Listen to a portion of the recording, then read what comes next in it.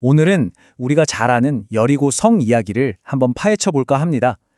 이 이야기 속에 숨겨진 두려움과 믿음에 대한 놀라운 진실, 지금부터 함께 찾아보시죠. 자, 먼저 퀴즈 하나 내볼까요?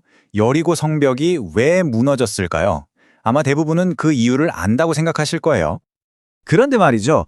진짜 이유는 우리가 생각하는 것과는 아주 다를 수 있습니다. 이 이야기의 핵심은 누가 진짜로 두려워했는가거든요. 자, 한번 제대로 파고 들어가 보죠. 우선 배경부터 한번 그려볼게요. 이스라엘 정탐꾼들이 여리고에 도착했는데 와, 눈앞에 정말 불가능해 보이는 장애물이 나타난 거죠. 그 성벽은 정말 압도적이었습니다. 그냥 높은 게 아니라 하늘에 닿을 것처럼 높았죠. 얼마나 두꺼웠는지 어떤 무기로도 뚫을 수 없을 것 같았고요. 그야말로 보기만 해도 절망감이 들 정도로 단단해 보였습니다. 그러니까 이게 핵심이에요. 정탐꾼들의 마음이 무너져 내린 게 실제 전투 때문이 아니었다는 거죠. 그냥 눈앞에 성벽을 보는 것만으로도 이미 져버린 거예요. 돌멩이 하나 던져보기도 전에 성벽이 이긴 싸움이었던 셈입니다. 자, 이제 이야기가 흥미진진해집니다. 정탐꾼들이 도망치는데 숨어 들어간 곳이 정말 뜻밖의 장소예요. 바로 라합이라는 기생의 집이었습니다. 여기서 정말 재미있는 대비가 나타나는데요. 정탐꾼들은 뭘 봤죠? 눈에 보이는 것, 그걸 말했어요. 하지만 라합은 달랐습니다. 그녀는 자신이 아는 것을 말했죠. 라합은 여리고의 군대가 얼마나 강한지, 성벽이 얼마나 단단한지에 대해 한마디도 하지 않아요. 대신에 눈에 보이는 걸 뛰어넘는 어떤 진실에 대한 확신을 가지고 이렇게 말합니다. 그리고 바로 여기서 이야기 전체가 완전히 뒤집어집니다. 왜냐하면 라합이 여리고 성의 엄청난 비밀을 폭로하거든요. 겉으로 보기엔 완벽했죠.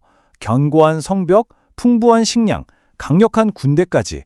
그런데 속은 완전히 달랐던 겁니다. 여리고 사람들은 이미 두려움 때문에 마음이 다 녹아내려 있었어요. 사실상 이미 진 거나 다름없었죠. 자, 이렇게 되면 질문이 완전히 달라지지 않나요? 진짜 두려워했던 쪽은 누구였을까요? 거대한 성벽을 가진 쪽이었을까요? 아니면 하나님을 가진 쪽이었을까요? 진짜 힘은 성벽이 아니라 약속에 있었던 거죠. 바로 이 지점에서 우리는 믿음이라는 게 뭔지 다시 생각해 보게 됩니다. 라합의 선택이 이걸 정말 기가 막히게 보여주거든요. 그러니까 믿음이라는 건 저 거대한 벽 앞에서 어떻게든 용기를 내보자 하고 애쓰는 게 아니라는 거예요. 그게 아니라 이쪽이 이미 이긴 편이구나 하고 그 승리한 편에 그냥 서는 겁니다. 정말 간단하죠? 그리고 이 여리고 이야기는요, 사실 더 큰 그림을 보여주는 강력한 예고편 같은 거예요. 바로 예수님의 이야기 말이죠. 생각해보세요. 우리도 살면서 각자의 여리고성을 만나잖아요. 도저히 넘을 수 없을 것 같은 벽 앞에서 마치 그 정탐꾼들처럼 마음이 녹아내릴 때, 바로 그때 예수님이 우리에게 찾아오시는 겁니다. 그리고 그거 아세요? 진실이 가장 낮은 곳에 있던 라합을 통해 드러났던 것처럼 예수님도 아주 겸손한 모습으로 오셨잖아요. 하지만 진짜 힘 앞에서는 달랐어요. 그분 앞에서 죄와 죽음이라는 세상의 가장 큰 권세들이야말로 완전히 녹아내려 버렸던 거죠. 그래서 십자가는요, 패배의 상징이 절대 아닙니다. 오히려 정반대예요. 이미 끝난 전쟁의 승리를 온 세상에 선포하는 일종의 승전 선언문 같은 거였어요. 그래서 선포하는 겁니다. 여리고는 무너졌다고.